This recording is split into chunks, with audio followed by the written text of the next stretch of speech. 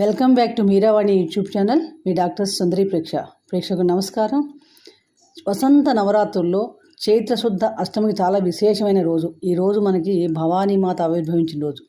ఈరోజు ఎవరైతే ఆ శివపార్వతులను చక్కగా పూజించి ప్రదోష కాలంలో అమ్మవారికి అశోక పుష్పాలతో పూజించి ఎర్రని అశోక పుష్పాల మొగ్గలు కనుక నైవేద్యం పెట్టి ఒక సువాసిని కానీ ఎవరైనా ఇంట్లో గృహిణి కానీ తీసుకోవడం వల్ల చాలా విశేషమైన ఫలితం ఉంటుంది. అలాగే ఈ సంవత్సరం 5 ఏప్రిల్ 2025 నాడు అష్టమితో కూడిన నవమి పునర్వసు నక్షత్రం వచ్చిన విశేషమైన ఫలితం కూడా చెప్పబడింది.